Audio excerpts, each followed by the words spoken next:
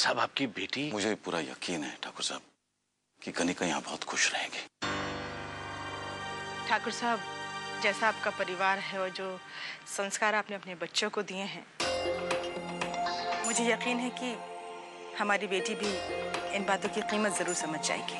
कनिका जिस तरह पली बड़ी है इस घर में, जैसी आदतें हैं उसकी, हमारे घर में अभाव महसूस करेगी, नहीं रह पाएगी इतने छोटे से घर में। क्या करें? देखो अबा, तुम्हें अगर इस रिश्ते से जरा से भी झिझक है तो तुम सबके सामने मना कर दो। मैं नहीं चाहता कि हम कनिका की जिंदगी संवारने के लिए बेचारे प्रकाश भैया की खुशियों का गला दबा दें। वैसे कोई जल्दी नहीं है, आप सोच विचार करके हमें बता सकते हैं, और अगर आपका मन न माने तो आप बेझिझक इनकार भी कर सकते हैं। ये रिश्ता हमारे परिवारों के लिए और प्रकाश और कनिका के लिए ये ठीक रहेगा, ये हम नहीं समझ पा रहे हैं। तो वकील साहब, हम इसका फैसला आभा पर छोड़ते हैं। आपने बिल्कुल ठीक कहा। तो मैं आभा को उसके फैसले के साथ यहाँ भेजती हूँ, फिर उसका जो भी फैसला होगा वो हम सबको मंजूर होगा। बहुत बहुत मुबारक हो, तुम जीत गई, मैं हार गई। तुम्हें पता है, कनिका की शादी निखिल से नहीं, तुम्हारे भाई प्रकाश से हो रही है। तुम्हारे माँ बाप ने ये फैसला तुम्हारे हाथ में छोड़ा है।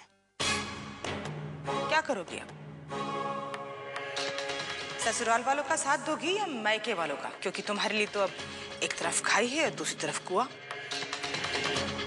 क्योंकि अगर कनिका ससुराल में रहती है तो ससुराल की बदनामी, और अगर वहां जाती है तो मायके की बर्बादी। ये लोग तेरी शादी जबरदस्ती करवा तो सकते हैं, लेकिन शादी निभाना तो तेरे हाथ में है। मतलब? अरे बेटा, सीधी सी बात है, दुनिया का कोई भी पति बदतमीज बदलिहाज पत्नी को ज्यादा दिन बर्दाश्त नहीं करता। और अगर तेरा तलाक प्रकाश से हो गया तो प्रकाश की जिंदगी तो बर्बाद होगी ही। तेरे पापा के सामने भी निखिल से शादी कराने के अलावा और कोई रास्ता नहीं होगा। हम नहीं चाहते कि आप किसी भी दबाव में आकर कोई भी फैसला लें। तुम्हारी खुशी हमारे लिए बहुत मायने रखती है,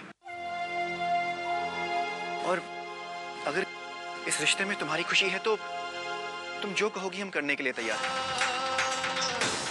हम कनिका से शादी करने के लिए भी तैयार हैं। नहीं भैया, भैया ये शादी अपनी खुशी के लिए करते हैं, दूसरों की खुशी के लिए नहीं। हम नहीं होने देंगे। अपने स्वार्थ के लिए हम आपकी खुशी की बलि नहीं देंगे। लेकिन आभा, तुम्हारे ससुर को हम समझा देंगे पापा को। दीदी, प्रकाश भैया और कनिका दोनों हमारी जिम्मेदारी हैं। हम दोनों में से किसी के साथ जाति नहीं होने देंगे।